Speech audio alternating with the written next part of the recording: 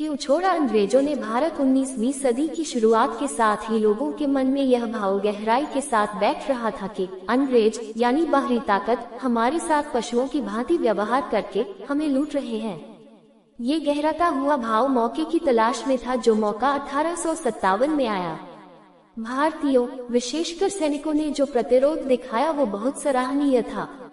हालांकि स्वतंत्रता का भाव संपूर्ण भारत में अपनी पैठ नहीं बना पाया, जिसका फायदा अंग्रेजों को हुआ, और वो लगभग सारा आंदोलन या यूं कहे भारत के स्वतंत्रता संग्राम को दबा पाने में सफल हुए। सफल तो हो गए, लेकिन इसने अंग्रेजी हुकूमत की रातों की नींद उड़ा दी थी। अब उन्हें साफ दिख रहा था, जो चिंगारी हवा पा चुकी है उसे बुझाना मुश्किल है। मतलब उनका आक्रांत और दर्दनाक शासन अधिक नहीं चल पाएगा। सो किसी तरह जितना हो सके भारतीयों का इस्तेमाल करो, भारत को लूट लो।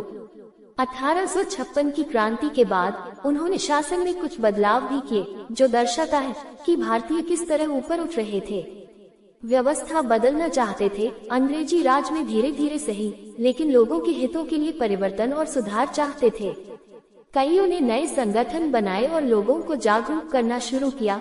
कुछ लोग सीधे व्यवस्था में घुसकर परिवर्तन करना चाहते थे, किसी ने हिंसा के माध्यम से आक्रांताओं से सीधी टक्कर ली, तो कुछ शांतिपूर्ण आंदोलन और धरने में विश्वास करते थे। ये सारी योजनाएं और कार्य चिंगारी से लगी आग को और विभत्स बना रही थी, जिससे अंग्रेजों द्वारा दिन ब दिन शासन मुश्किल हो रहा था। अभी भी अंग्रेजों को लगता था कि कुछ अच्छी नीतियां लाकर भारतीयों को बहला फुसलाकर शासन किया जा सकता है, लेकिन 2 विश्व युद्ध ने अंग्रेजों को ऐसी स्थिति में ला दिया था कि भारत पर बलपूर्वक शासन करने की न तो उनमें सामर्थ्य बची थी, न इतने बड़े देश को चलाने का हौसला।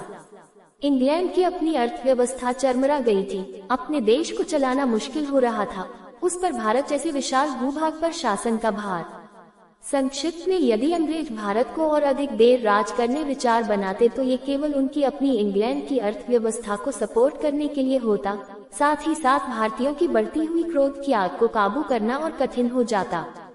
सबसे बड़े कारण की बात करें तो भारतीयों का बढ़ता हुआ रोष, जिसके परिणाम स्वरूप स्वतंत्रता की आग की लपटें ऊंची उठी और अंग्रेजों को खदेड़ पाए, ये रोष ही कारण था।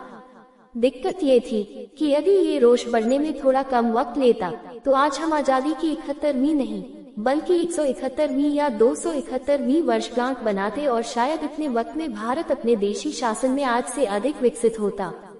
द्वितीय विश्व युद्ध में ब्रिटेन का बेहद नुकसान होना। 2. संयुक्त राष्ट्र संघ द्वारा प्रन्यास परिषद की स्थापना। 3. भारतीय नेताओं एवं क्रांतिकारियों द्वारा ब्रिटेन की द्वितीय विश्व युद्ध में फंसे होने का लाभ उठाना। 1939 में शुरू हुए द्वितीय विश्व युद्ध में ब्रिटेन भी मित्र राष्ट्र की ओर से शामिल था, लेकिन जर्मनी से उसे भारी नुकसान हुआ।